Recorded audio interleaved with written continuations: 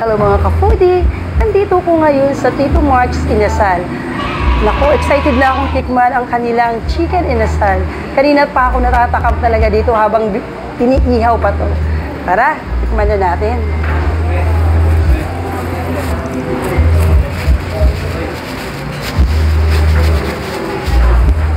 Kailangan natin magsuot ng ganito para feel na feel natin kumain.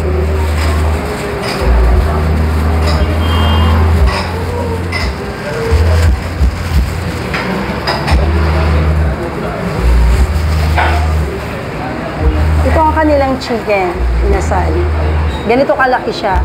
159 pesos lang to. Only rice pa siya.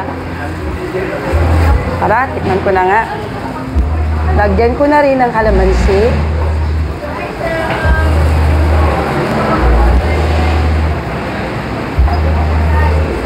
At dahil sa Bicolana ako, kailangan ko ng sili.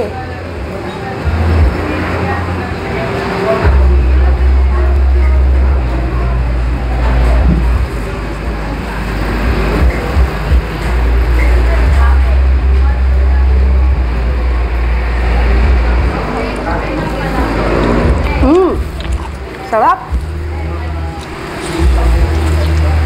Pati sausawan nila, ang sarap. Talagang naano talaga yung kalamansi, talagang kikiligin ka talagang sobrang asim.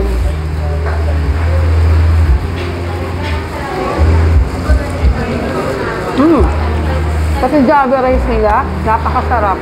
Napakalambot ng kanilang rice. Hindi kagaya sa iba na yung java rice talagang ang tigas, pero ito napaka-soft talaga.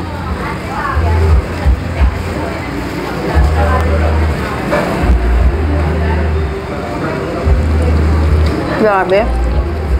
Sa susunod, pagpunta ko dito, sasama ko na buong pamilya ko para matikman din nila ang chicken inasal ni Tito Mark's. Napakasarap, grabe.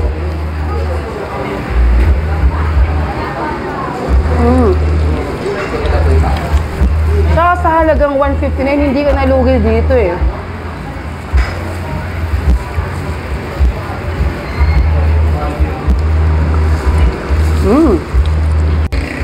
Naiwanan. Para ating tikman ang kanilang soup.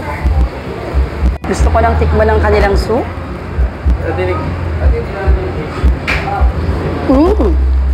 Ang asim.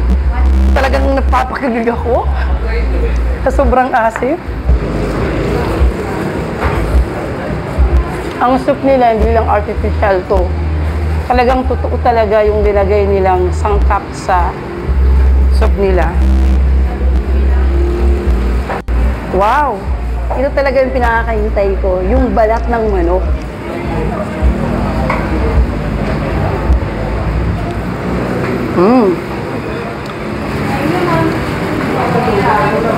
Sarap talaga.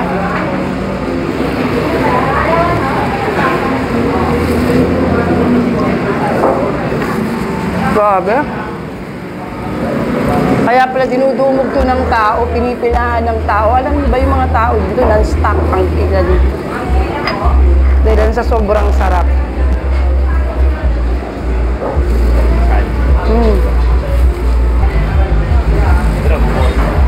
Sinamahan pa ng nakakakilig na sabaw.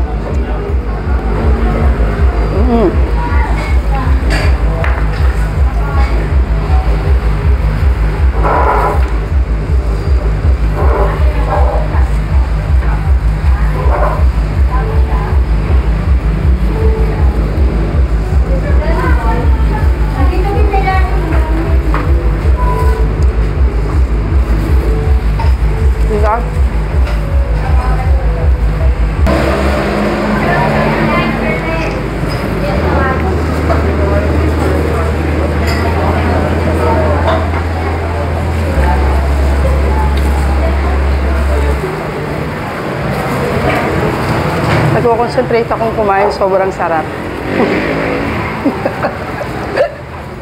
Sobrang sarap ng kinakain ko. Nakalimutan kong uminom pala ng soft drinks. Nakalimutan ko yung panulak na to. Wait nga.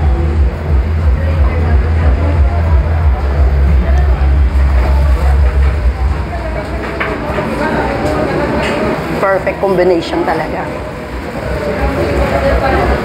Sinamahan pa ng soft drinks. Wow!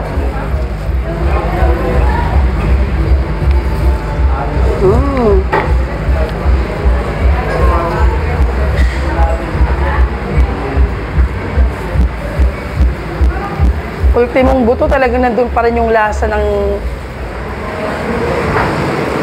chicken inasal.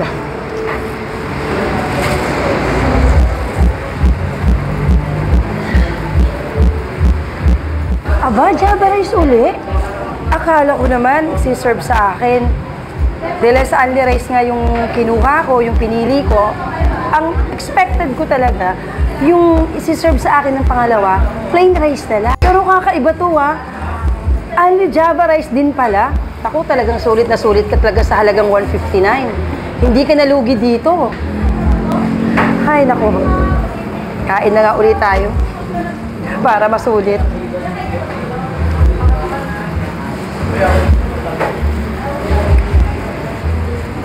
Kaya pala daming taong pumupunta dito dahil sa ito nga. Isa na to sa inaabang-abangan nila yung Java rice.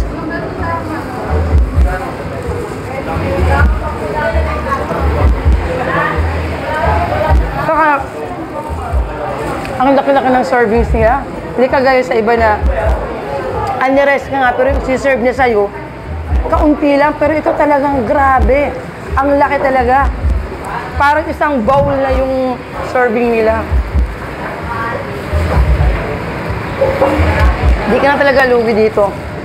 Hindi mo nahuhulog na yung Java rice ko. Sobrang sarap.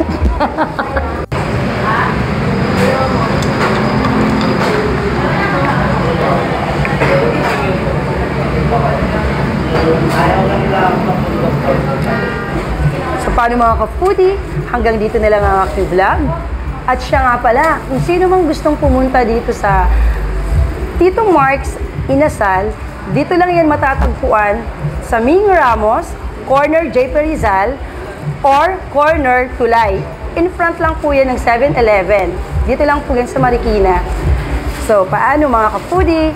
Huwag nyo rin kalimutang mag-like, shares, and subscribe. At huwag nyo rin kalimutang pindutin ang notification bell para updated kayo sa mga susunod kong vlogs. So, paano? Paalam! Bye-bye! God bless us all!